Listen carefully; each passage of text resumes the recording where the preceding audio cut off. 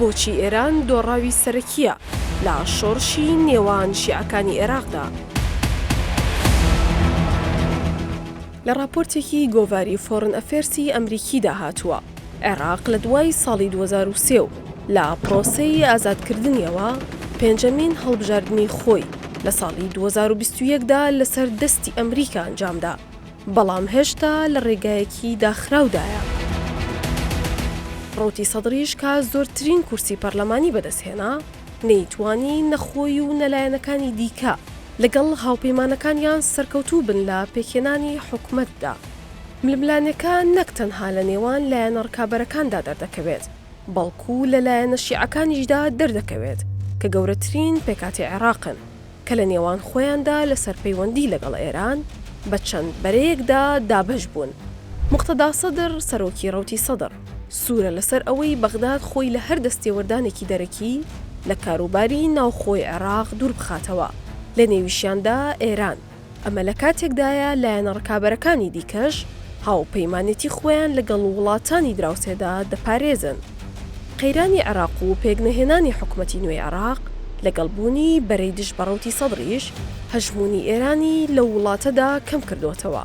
هەرچەندە سەدر واسێنانی خۆی لە سیاسەت ڕاگەیاندووە، بەڵام لە هەوڵدایە بۆ ئەوەی ڕەزامەندی شەقام بەدەست بهێنێت بۆ ڕکابەری لایەنە ڕکابەرەکانی خۆی، هاوکات بە شێوەیەکی کردداری لە پرۆسەی سیاسی نەکشاوەتەوە.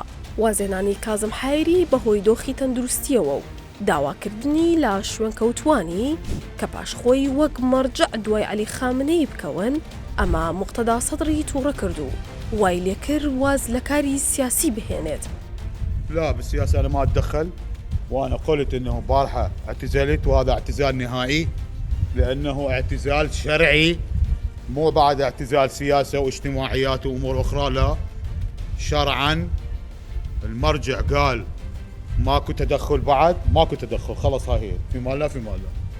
ئەم دیمەنەش ئاماژەیە بۆ پەرستەندنی بۆشایی دەسەڵات بۆ لایەنە شیعەکان لە وڵاتەکەدا و لاوازبوونی کاریگەرەکانی ئێرانیش بە هەمان شێوە. لایەنە شیعەکان لە عێراق دوای هەر هەڵبژاردنێک بۆ پێکهێنانی هاوپەیمانێکی گەورەتر و دەست بەسەرداگرتنی پۆستە باڵەکانی حکوومەت بە هاوکاری ئێران لە نێو خۆیاندا یەک دەگرن. ئەمە دوای ئەوەی لەگەڵ لایەنە سوننە و کوردیەکانی دیکەدا هاوبەشیان دەکرد، بەڵام چونکە ئەم جارە بە هاوکاری ئێران ڕێک نەکەوتن، ئەمە بەو مانایە دێت هەژمونی ئەو وڵاتە بە تەواوی لاواز بووە لە عێراق. هەر بۆیە ئەگەر سەدر بیتوانایە لەگەڵ هاوپەیمانە سوننە و کوردیەکاندا حکومەت پێک بهێنێت، ئەوە دەبووە یەکەم کەس کە بتوانێت سیستەمی پشک لە دابشکردنی دەسەڵاتدا بڕوخێنێت کە لە دوای ساڵی 2003 لە عێراق جێبەجێ کراوە.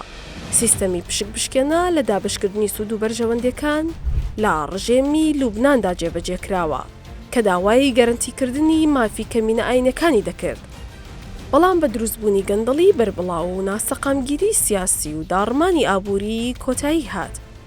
هەڵوێستەکانی سەدر هەرچەندە جیاوازن، بەڵام سەرکەوتوو بوون لە بنیادنانی بزوتنەوەیەکی گەورەی کۆمەڵایەتی و سیاسی کە بتوانێت دەنگ بدات و بەشداری لە دەسەڵاتدا بکات. ئەو لێهاتووی سیاسی گەورەی نیشاندا و توانیوێتی یاریەکی باش بکات لەوەی نایەرەکانی خەیاڵیان بۆ دەکرد.